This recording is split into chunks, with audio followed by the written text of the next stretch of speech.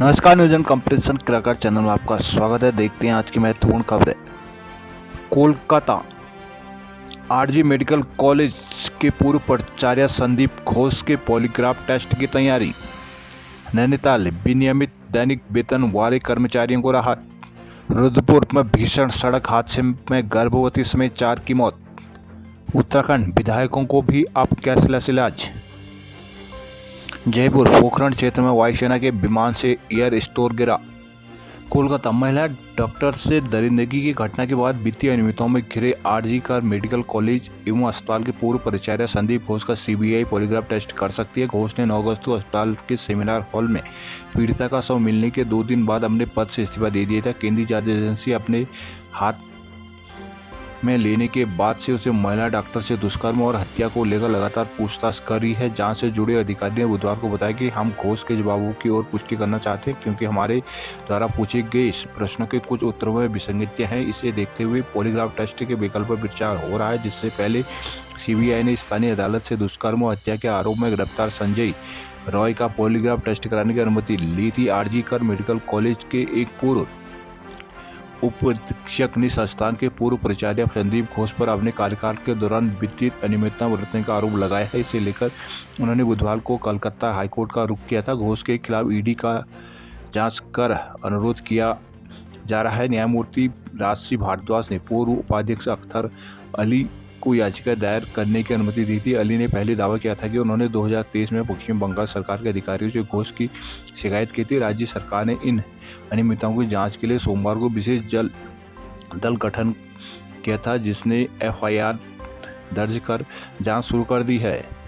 Nainital high court ने विनियमित दैनिक वेतनभोगी कर्मियों को बड़ी राहत दी है। न्यायालय ने दैनिक वेतनभोगियों के विनियमितीकरण से पहले की सेवा को भी पेंशन, ग्रेजुएटी और अन्य देयकों में जोड़ने के आदेश दिए हैं, जिससे हजारों कर्मचारियों पेंशनरों को लाभ होगा। मुख्य न्यायाधीश ऋतु बारी, न्यायमूर्ति राकेश हपटियाल की खंडपीठ ने वन विभाग के सेवानिवृत्त विनियमित दैनिक वेतनभोगी कर्मी सुरेश कांडपाल की याचिका पर बुधवार को निर्णय जारी किया। खंडपीठ ने 14 जून को इस मामले में अंतिम सुनवाई के बाद फैसला सुरक्षित रख लिया था। हाईकोर्ट में दायर याचिका में याचिकाकर्ता ने बताया था कि वह 2011 की नियमावली के तहत विनियमित सेवा में आ गया है।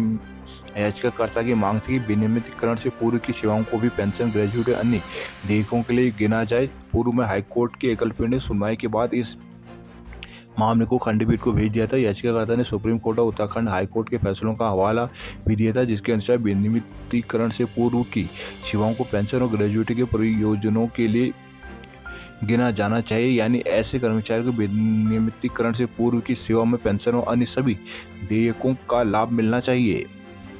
नई दिल्ली सुप्रीम कोर्ट के SC/ST एक्ट आरक्षण में क्रीमी लेयर लागू करने की इजाजत देने के खिलाफ बुधवार को दलित आदिवासी संगठनों ने 14 घंटे का भारत बंद बुलाया था। इस दौरान बिहार में उग्र प्रदर्शन हुए, कई जगहों पुलिस को लाठीचार्ज करना पड़ा। प्रदर्शनकारियों ने रेल ट्रैक को जाम कर ट्रेनों का परिचालन में बाधित कर दिया। अन्य राज्यों में बंद का मिला-जुला असर देखने को मिला।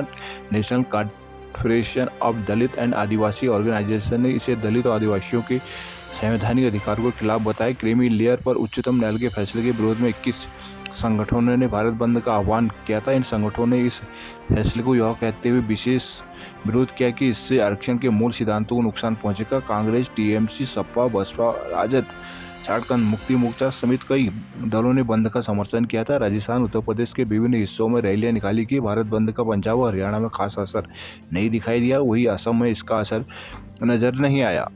गैरसैंण उत्तराखंड के विधायक, पूर्व विधायक और उनके आश्रितों को कर्मचारियों के समान कैशलेस इलाज की सुविधा देने की तैयारी है। बुधवार को राज्य सरकार ने सदन में उत्तराखंड राज्य विधानसभा विविध संशोधन रिपोर्ट 2024 को भी रखा, जिसमें विधेयकों को कुछ सुविधाएं बढ़ाने की सिफारिश की गई थी। सूत्रों के अनुसार रिपोर्ट को 1 अप्रैल 2022 से मान्य किया जाएगा, जिसमें प्रावधान किया गया है कि विधानसभा के वर्तमान अथवा पूर्व सदस्य AMC की संस्तुति पर विदेश में उपचार करा सकते हैं। इसके साथ ही सरकारी कर्मचारियों के समान ही कैशलेस उपचार यानी गोल्डन कार्ड की सुविधा भी दी जाएगी। इसके तहत उन्हें प्रदेश के बड़े अस्पतालों, दिल्ली के Fortis, Rajiv Gandhi cancer institute and research centre, AIIMS Delhi में भी उपचार सुविधा मिलेगी।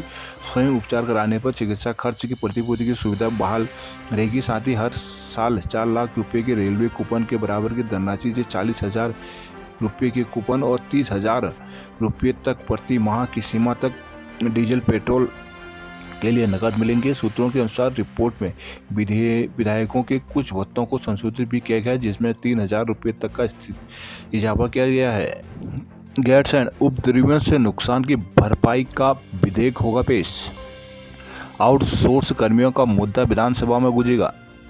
राज्य सरकार ने बुधवार को गैरसैंण मानसून सत्र के पहले दिन उत्तराखंड लोक तथा निजी संपत्ति क्षति वसूली अध्यादेश सदन के पटल को पर पेश किया था। गुरुवार को इस विधेयक के रूप में पेश किया गया और चर्चा के बाद यह पारित हो सकता है। साथ ही उत्तराखंड में दंगाओं से नुकसान की भरपाई के लिए जल्द कानून अस्तित्व में आ जाएगा। बुधवार को सदन में शाम 5 बजे सदन की कार्यवाही शुरू होते ही संसदीय कार्य मंत्री प्रेमचंद अग्रवाल ने यह अध्यादेश सदन की पटल पर रखा।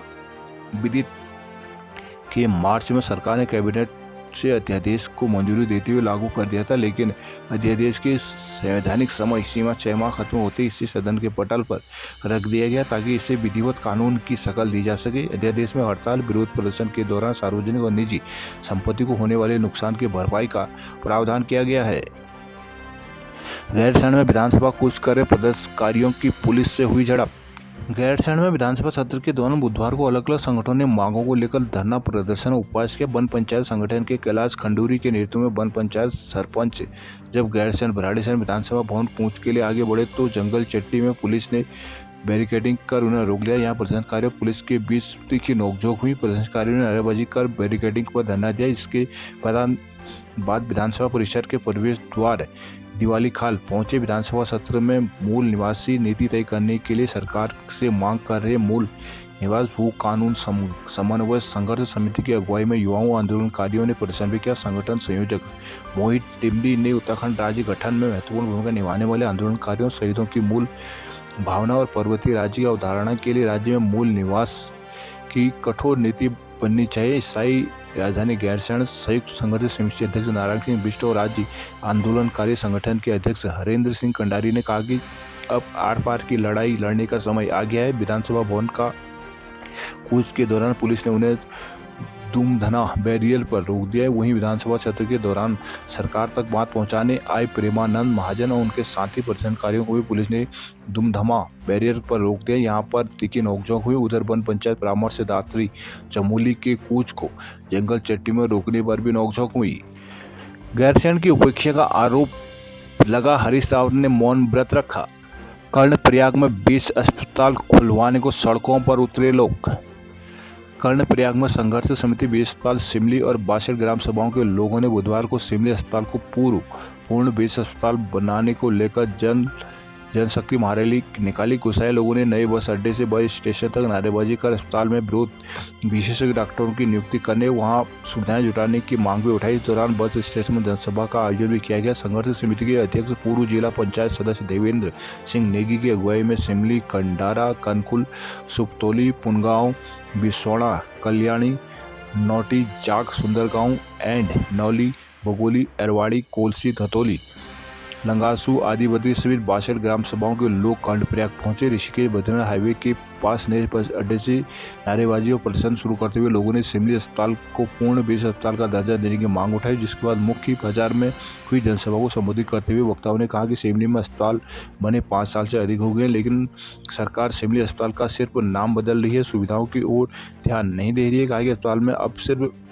48 बेड रखे गए हैं, विशेषज्ञ चिकित्सकों की तैनाती नहीं हुई है, साथ ही मशीनों को चलाने के लिए ऑपरेटर तक नहीं है। अस्पताल को अभी तक DDO कोड भी नहीं मिल सका है। प्रदर्शनकारियों ने महेश डिमरी, भास्कर डिमरी, प्रकाश सेमवाल, विक्रम नेगी, सौरभ, ब्रजेश बिष्ट आदि शामिल रही।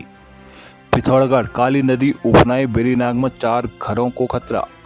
सीमांत जिला पिथौरागढ़ में नियमित अंतराल में हो रही बारिश ने मौसम को ठंडा कर दिया। बुधवार को जिला मुख्यालय से लेकर मुनस्यारी, गंगोलीहाट सहित अन्य हिस्सों में झमाझम बारिश हुई। बारिश से काली नदी का जलस्तर एक बार फिर चेतावनी लेवल के बराबर पहुंचा दिया। हालांकि शाम होते होते नदी का जलस्तर घट गया। उधर मुनस्यारी और बेरीनाग में भूस्खलन से 6 से अधिक मकान भी खतरे की जद में आ गए। बेरीनाग के कांडा किरौली में बीती रात हुई बारिश से एकाएक भूस्खलन हो गया, जिसमें दिगंबर प्रसाद पंत, ताराचंद पंत के मकान को खतरा पैदा हो गया। उड़ियाली गांव में चतुर सिंह नेगी, गोकुल सिंह का मकान भी भूस्खलन के खतरे की जद में आ गया। स्थानीय भूपी कार्की और ग्राम प्रधान ने प्रभावित परिवार को मुआवजा देने की मांग की है।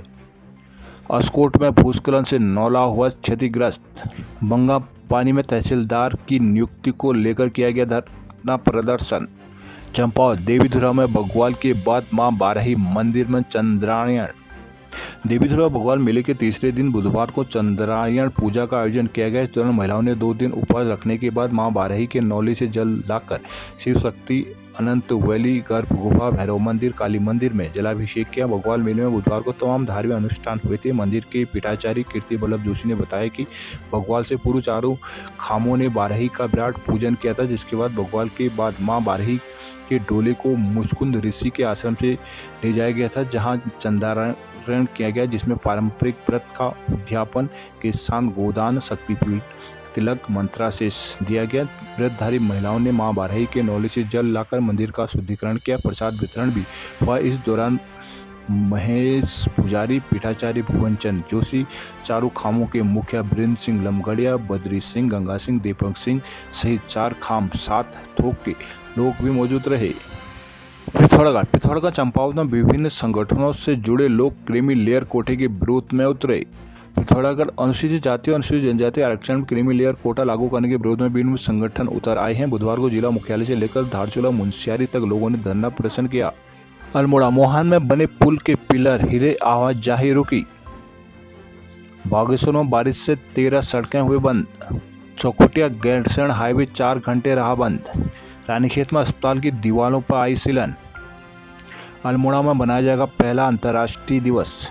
अल्मोड़ा बीते मंगलवार शाम हुई बारिश से सल्ट का पनियाली गधेरा उफान पर आ गया। घंटों तक हुई बारिश से गधेरे में पानी इतना अधिक बढ़ गया कि खुरैना रानीखेत मोटर मार्ग के मोहान के पास 20 दिन पूर्व ही बनाया गया वैली ब्रिज के पिलर हिल गए। कोई अप्रिय घटना न हो, इसके लिए वाहन की आवाजाही रोक दी गई। बीती 6 जुलाई को हुई भारी बारिश से पनियाली गधेरे में बना हुआ पुल जमींदोज हो गया था। यहाँ आवाजाही पूरी तरह से बंद हो गई। डीएम के निरीक्षण के बाद यहाँ 50 लाख की लागत से 30 मीटर वैली ब्रिज बनाने का काम शुरू किया गया। 1 अगस्त को पुल तैयार हो गया था। शासन प्रशासन ने लोकार्पण का आवाजाही शुरू कर दी। 20 दिन बाद मंगलवार शाम हुई बारिश ने पुल के पिलर हिला दिए, जिससे पुल खतरे की जद में आ गया। अल्मोड़ा अंतरिक्ष दिवस पर एसएसए में 2 दिवसीय कार्यक्रम का आयोजन होगा। आज से शुरू होने वाले कार्यक्रम में एडीज, डीआरडीओ आदि के वैज्ञानिक अंतरिक्ष संबंधी जिज्ञासुओं को शांत करेंगे। यह बात बुधवार को प्रेस वार्ता में केंद्रीय जांच ब्यूरो के अधिकारियों ने की। प्रेस वार्ता में केंद्रीय संचार ब्यूरो के क्षेत्रीय प्रचार अधिकारी नीरज भट्ट ने कहा कि भारत इस साल अपना पहला अंतर्राष्ट्रीय अंतरिक्ष दिवस मनाने जा रहा है। पहले इस साल 23 अगस्त को भारत के चंद्रायण ने चंद्रमा के दक्षिणी ध्रुव पर कदम रखा था। इसी मौके पर एसएसए परिसर के दृश्य कला संकाय भी 2 दिवसीय कार्यक्रम होना है। श्रद्धा गुर्रानी तिवारी ने बताया कि कार्यक्रम का उद्घाटन कुलपति प्रोफेसर सतपाल बिष्ट करेंगे। अल्मोड़ा आरक्षण के प्रावधानों में छेड़छाड़ पर गुस्सा फूटा। बागेश्वर आरक्षण के फैसले पर बसपा ने भी किया प्रदर्शन।